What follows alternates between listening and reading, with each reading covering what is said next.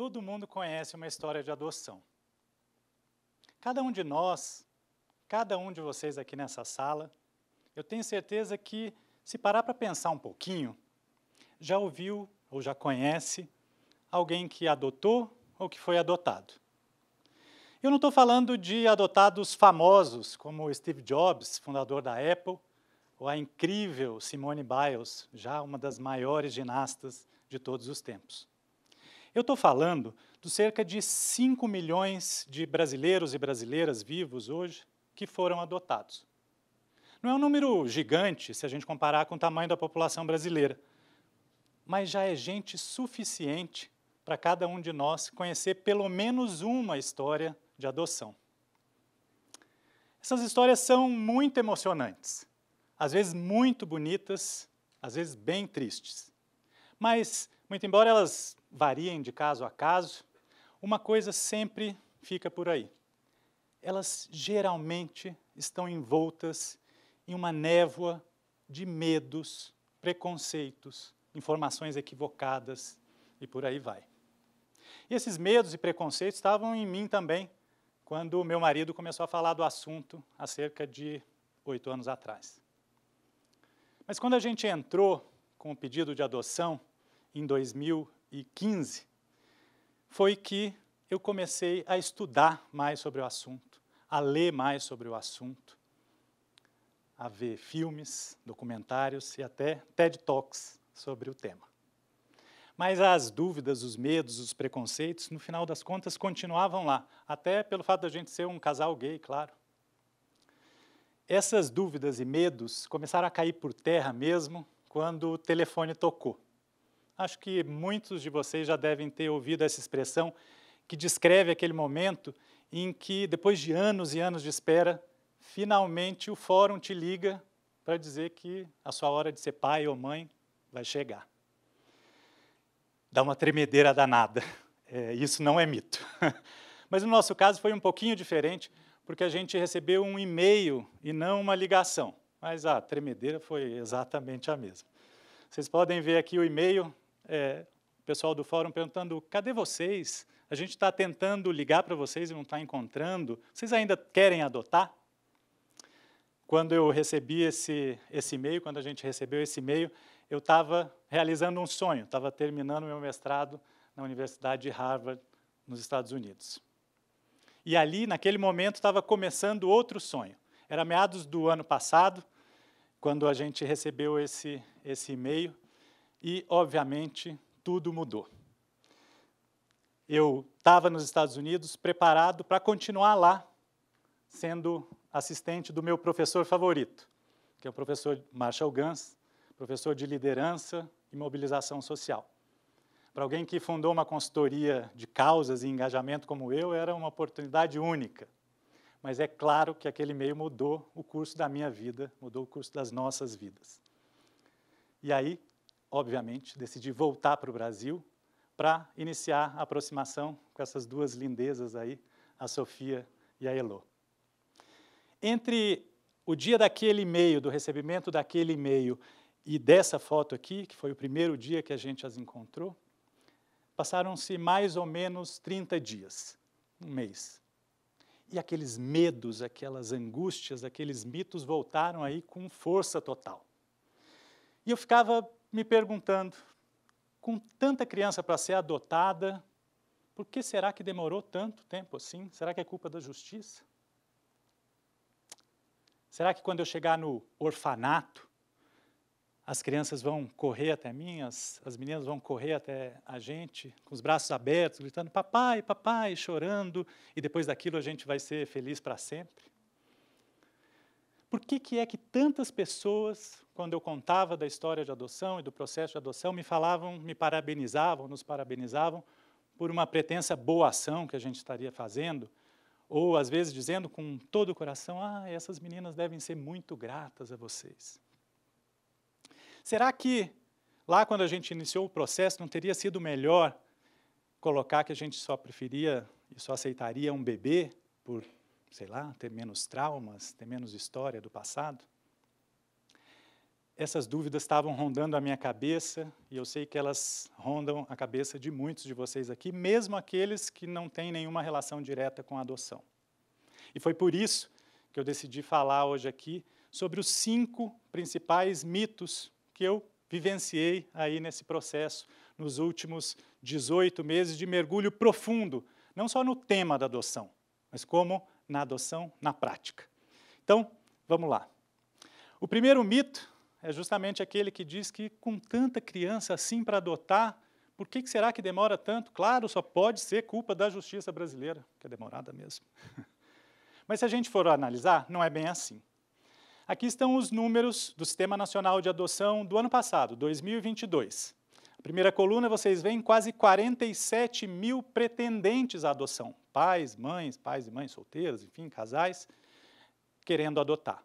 E do outro lado, o número de crianças, talvez vocês não vejam porque está pequeno ali, o número de crianças disponíveis no ano passado, aptas, crianças e adolescentes aptos a serem adotados. Somente 3.700. Uma diferença de 10 para 1, mais ou menos. Portanto, não existe tanta criança assim a ser adotada. Existem, sim, muitos pretendentes à adoção. Mas o que acontece aí, e é claro que a justiça, de novo, tem a sua parcela de responsabilidade por falta de técnicos, por falta de assistentes sociais, faltas de psicólogos. Mas o que acontece aí mesmo é fruto de um preconceito muito enraizado na sociedade brasileira. É fruto do racismo estrutural que a gente vive. Por quê? Porque a maioria absoluta, mais de 80% dessas pessoas que pretendem adotar, quando iniciam o processo e descrevem o perfil da criança esperada, diz que só aceitam meninas, brancas e recém-nascidas. Acho que eles estão na Noruega e não no Brasil. O fato é que a maioria dessas 3.700 crianças aptas a serem adotadas são meninos, negros, com mais de 5 anos de idade e geralmente em grupos de irmãos. Portanto, é como se você tivesse uma fila imensa, um monte de gente na sua frente, esperando algo que dificilmente vai estar disponível. E você aí culpando o organizador da fila por toda a demora. O segundo mito diz respeito à ideia do orfanato, daquela instituição gigante, que você vai chegar lá, é uma instituição gigante, cheia de crianças a serem adotadas. Na verdade, tem 2 problemas aí. O primeiro é que o termo orfanato já não se usa mais há muito tempo. Quando ele foi cunhado, de novo, há muito tempo atrás, a maioria das crianças eram, de fato, órfãs. Hoje, o que acontece é completamente diferente. A maioria esmagadora dessas crianças aptas à adoção foram retiradas de sua família por ordem judicial em decorrência de negligência, abusos e maus tratos. Então, essa é a primeira questão. A segunda é que, hoje em dia, geralmente, e claro que eu estou fazendo uma extrapolação para todo o Brasil, geralmente são casas não identificadas em uma rua qualquer das cidades brasileiras. Como é o caso aí do abrigo que a Sofia e a Elô moravam aqui em São Paulo até a gente as conhecer. E tem mais, aqui em São Paulo, por exemplo, há uma regra que diz que só podem viver ao mesmo tempo, no máximo 15 crianças e adolescentes na mesma casa. Portanto, esse mito de que há orfanatos e gigantes, etc., há muito já foi desbancado.